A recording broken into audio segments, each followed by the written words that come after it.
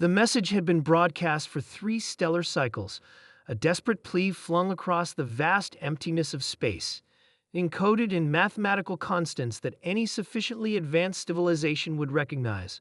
The Iridians were dying.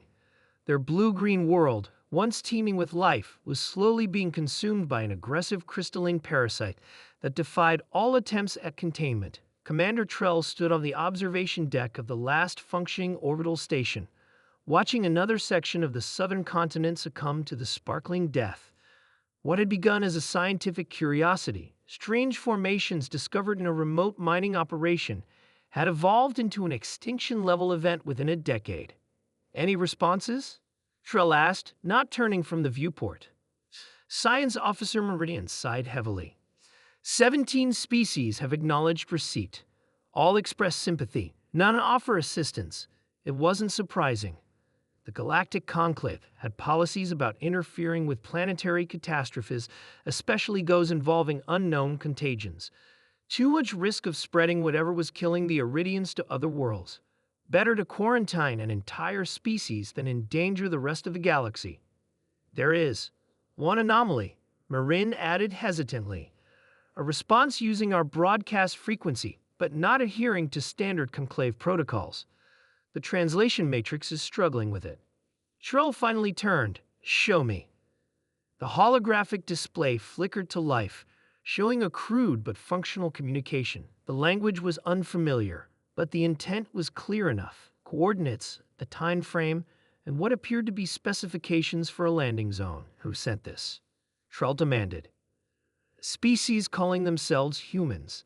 They're not registered with the Conclave. Unregistered? Trell's 3 hearts quickened. Have we encountered them before? No records exist. Their system is in an unexplored sector.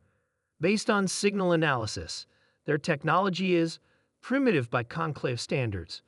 Hope, that dangerous emotion Trell had been suppressing for months, flickered unwelcomely in his chest. They're coming here to help? It appears so, but Commander, they cannot possibly understand what they're offering. If the Conclave's most advanced minds couldn't solve our crisis, prepare the landing zone as specified, Trell interrupted. What do we have to lose? 3 days later, the human vessel arrived.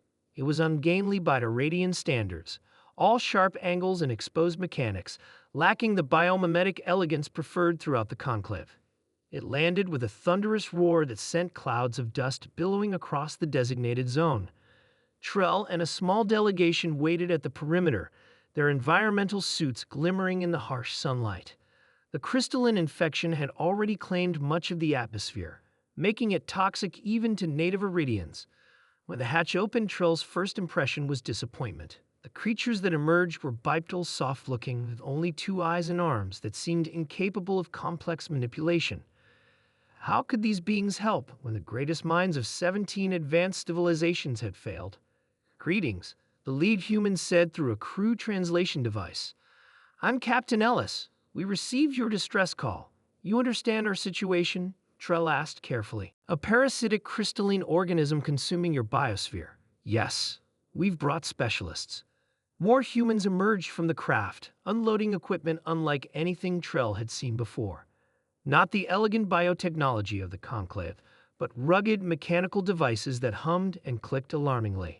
Your technology seems, Trell searched for a diplomatic word, primitive. Ellis smiled, an expression Trell would later learn indicated amusement rather than offense. By your standards, absolutely. But sometimes old problems need old solutions. The humans worked tirelessly. They didn't approach the problem with the elegant theoretical models favored by Conclave scientists. Instead, they experimented relentlessly, failed frequently, adapted constantly. When one approach failed, they simply tried another. I don't understand, Marin confessed to Trell after a week of observation. Their scientific methodology is chaotic, almost random. Trell was beginning to see something different, not random, adaptive. They're not trying to solve the theoretical problem. They're solving the actual problem. The breakthrough came on the 12th day. A human named Jack, who specialized in something called materials engineering, discovered that the crystalline organism had a resonant frequency. When bombarded with precisely calibrated sound waves, it became brittle, its molecular structure compromised.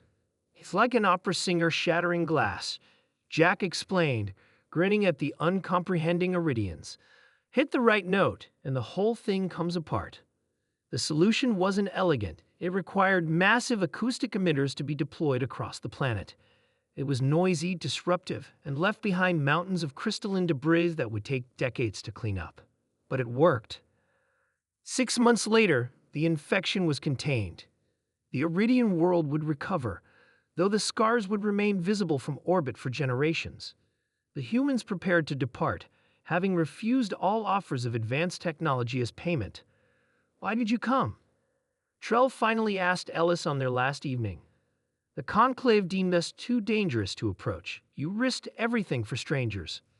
Ellis looked up at the stars visible through the newly cleansed atmosphere. "Where we come from, when someone calls for help, you answer. That's just what humans do, even at great personal risk." "Especially then," Ellis replied simply. "Besides, your problem fascinated our scientists. Nothing motivates humans like an interesting puzzle."